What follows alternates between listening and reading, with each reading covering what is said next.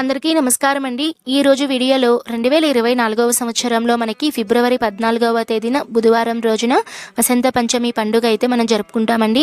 ఈ రోజున చదువుల తల్లి సరస్వతీదేవిని ఏ విధంగా పూజించాలి, అక్షరాభ్యాసం ఎప్పుడు చేయించాలి, సరస్వతీదేవి పూజ అయిన తర్వాత అక్షరాభ్యాసం చేయించాలా లేదా అక్షరాభ్యాసం చేయించాక సరస్వతీదేవికి పూజ చేయాలా, ఇలా ప్రతి ఒక్క వివరానికి సమాధానాలు ఈ వీడియోలో తెలియజేస్తానండి. వీడియోని మాత్రం స్కిప్ చేయకుండా చూడండి. చదువుల తల్లి సరస్వతీదేవి ఈ మాఘమాసంలో వచ్చేటువంటి శుద్ధ పంచమి తిథిన జన్మించారు అని మన పురాణాలలో అయితే తెలుపబడిందండి. ఈ రోజున ప్రత్యేకంగా మనము చిన్నపిల్లల్లో చదువులు బాగా రాణించాలి అన్నా, వాళ్ళ జ్ఞాపక శక్తి పెరుగుదలకి, వాక్శుద్ధి అనేది కలగడానికి మనము ప్రత్యేకంగా సరస్వతీదేవిని అయితే ఆరాధిస్తామండి. ఈ తల్లి అహింసకు మారుపేరండి. ఈ తల్లి చేతిలో ఎప్పుడూ కూడా పద్మంలో ఆసీనురాలై వీణ, పుస్తకం, జపమాల, అభయముద్రలను ధరించి ఉంటుందండి. ఈ తల్లి చేతిలో జ్ఞానానికి సంబంధించినవి మాత్రమే ఉంటాయండి. ఎందుకంటే ఒక జ్ఞానం అనేది ఉంటేనే కదండి మనం ఎందులో కూడా రాణించవచ్చు, ఉన్నత స్థాయికి ఎదగచ్చు కదా అండి. ఈ తల్లిని ఎక్కువగా ఆరాధించడం వలన చదువుల్లోనే కాదండి, సంగీతంలో కానీ సర్వ కళలకు ఈమె రూపమండి. ఈ తల్లిని ఆరాధిస్తే అందం, ఆకర్షణీయం, అలానే సంగీతం, అలానే చదువుల్లో రానివ్వడము, రాజకీయాల్లో ప్రతి ఒక్క ఉన్నత స్థాయిలో ఎదగాలి అంటే ఖచ్చితంగా వాళ్ళకి ఆ చదువుల తల్లి సరస్వతీ దేవి అనుగ్రహం అనేది ఉండాలండి. వసంత పంచమి రోజున ఉదయాన్నే తెల్లవారుజామునే తలస్నానం చేసి ఇంటిని వాకిలిని శుభ్రం చేసుకోవాలండి. అలానే దేవుని గదిని పుష్పాలతో, పసుపు కుంకుమలతో అలంకరణ అనేది చేసుకోవాలి.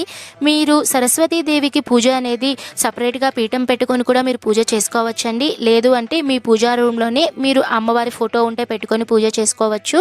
మీ దగ్గర కనుక సరస్వతీదేవి విగ్రహం కనుక ఉంటే వీలున్నంత వరకు మీరు పంచామృతాలతో అభిషేకం అనేది చేసుకోండి.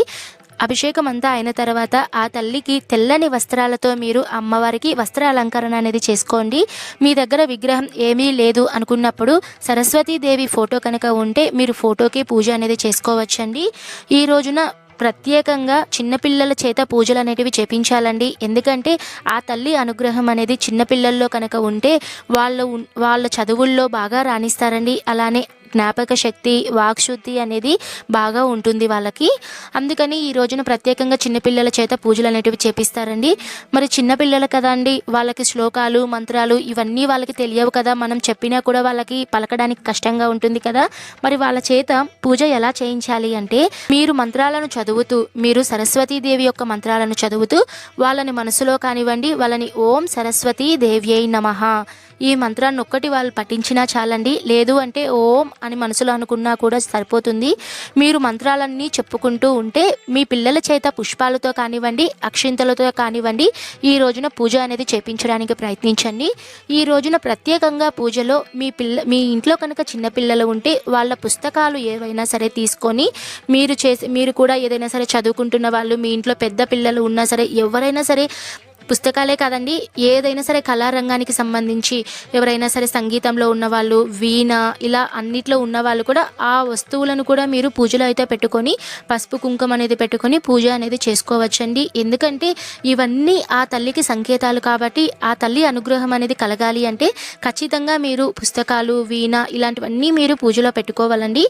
తర్వాత ఈ రోజున ప్రత్యేకంగా సరస్వతీదేవికి తెలుపు రంగు అనేది ఎక్కువ ప్రాధాన్యత అనేది ఇవ్వాలండి. ఎందుకంటే ఈ తల్లి ఎప్పుడూ కూడా తెల్లని పద్మంలో ఆసీనురాలై ఉంటారండి. అలా ఈ తల్లికి తెల్లని పుష్పాలు అంటే చాలా ఇష్టమండి.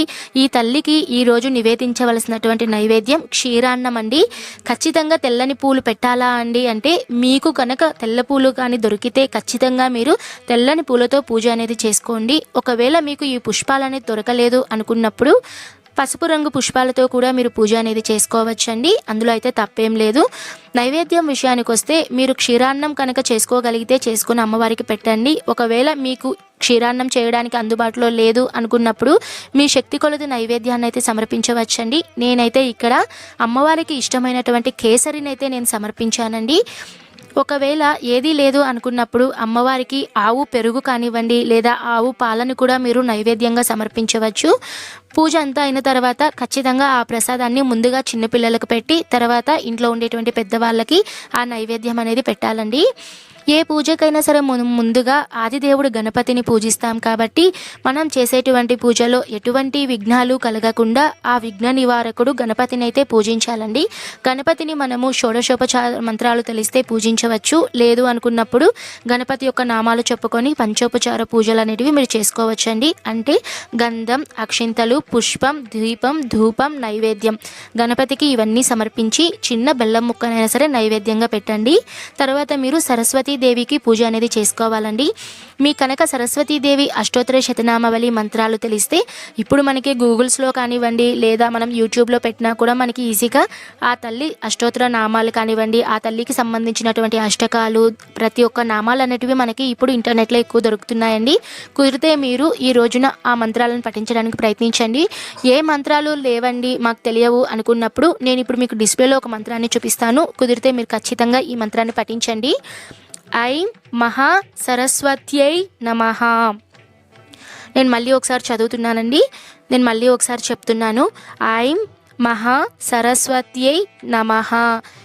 ఈ మంత్రాన్ని మీరు 51 సార్లు కానివ్వండి, 108 సార్లు కానివ్వండి, మీరు ఆ తల్లి నామస్మరణతో జపం అనేది మీరు 108 అష్టోత్తర శతనామావళిగా మీరు పఠిస్తే ఖచ్చితంగా ఆ తల్లి అనుగ్రహం అనేది కలుగుతుందండి. చిన్నపిల్లలు ఎలాగో ఇంత మంత్రాలు అయితే చెప్పలేరు కాబట్టి మీరు పఠిస్తూ వాళ్ళ దగ్గర ఓం ఓం అని చెప్పిస్తూ మీరు అక్షింతలతో పుష్పాలతో పూజ అనేది చేసుకోవచ్చండి. నేనైతే ఇక్కడ అమ్మవారికి కుంకుమతో పూజ అనేది చేసుకున్నానండి. ఒకవేళ మీరు కనుక మీ ఇంట్లో కనుక చిన్నపిల్లలు లేరు అనుకున్నప్పుడు మీరు ఆ తల్లికి పుష్పాలతో, అక్షింతలతో, అలానే కుంకుమతో మీరు పూజ అనేది చేసుకోవచ్చండి. ఈ విధంగా అయితే వసంత పంచమి రోజున పూజ అనేది చేసుకోవాలండి.